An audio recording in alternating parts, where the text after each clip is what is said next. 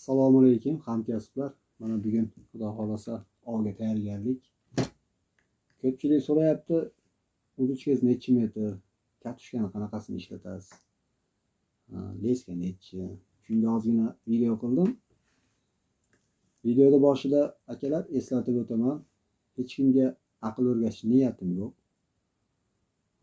Chunki men o'zim bunaqa kuchli ovchi emasman. Sababi mendan yoshi katta ustoz ovchilar ko'p.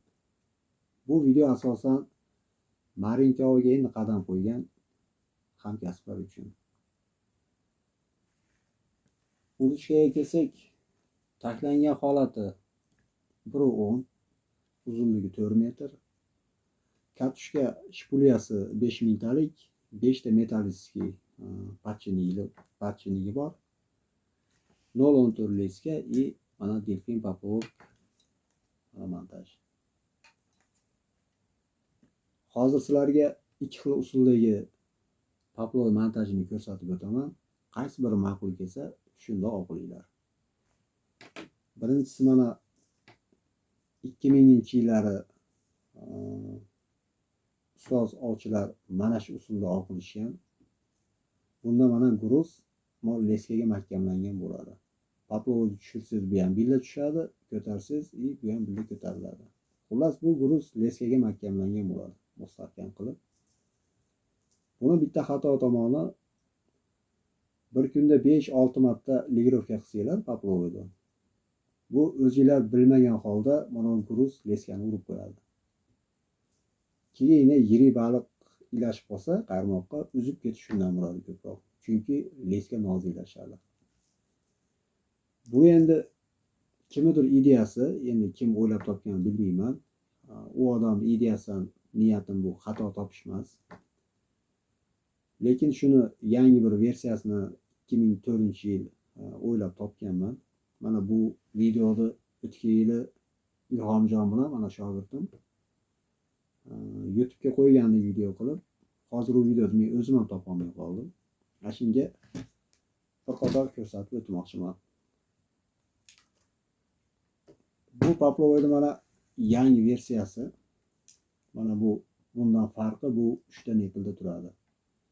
Birinchi nepil mana 1 sm bo'ladi. Keyingi nepil 1,5 sm bo'ladi.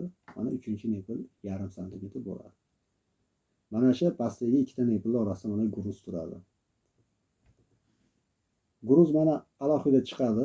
Buni yasash ham bunaqa qiyin emas. Mana o'rtasi sal yo'g'onroq, ikki chekkasi konus sifat bo'ladi. Bu gruzni chiqarganingizdan keyin poplovni mana xohlagan razmeringizga qo'yasiz. Qo'ygandan keyin mana gruzni yana joyiga qo'yib qo'yasiz. Bu poplovni ligirovkasi. Pastdagi gruzni suvni holatiga qarab o'zingiz qo'yasiz. Kattaroq oqim bo'lsa kattaroq, sekin oqim bo'lsa kichkinaroq. Buni endi men o'zim delfinni yaxshi ko'rganim uchun nomini delfinga qo'yib qo'yganman. Mana 2004-yildan beri xudo xolasa mana 22 yilki mana shu usulda ov qilamiz.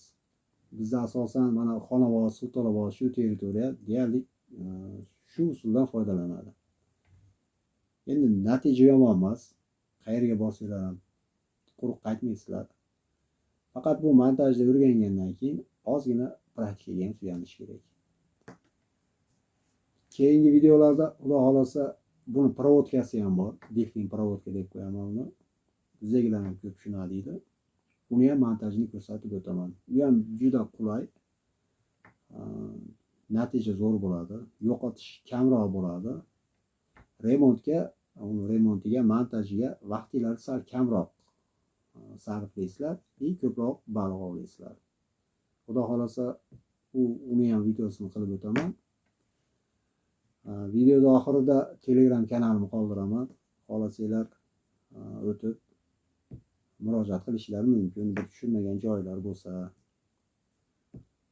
Akalar, yana videoda oxirida qaytarib o'taman. Hech kimga aql o'rgatish niyatim yo'q. Xohlaylar bu usulda baliq ovlaylar, xohlaylar bu usulda baliq ovlaylar. Men endi bunisini tanlang yoki bunisini tanlang deb tavsiya qila olmayman. Kimga qaysi yoqqan bo'lsa, shu usulda ovqilinglar. Hamma yoq tep-tekis. Ana bitta shogirdim bilan kelganman. Mirzoxjon gulpadaklarga bir narsa deb qo'ying endi. Assalomu alaykum, gulpadaklar. Baliqqa kelinglar ovga. Xudo xolasa yaxshi natijalar bo'ladi. Ana qishki ov jarayonlari.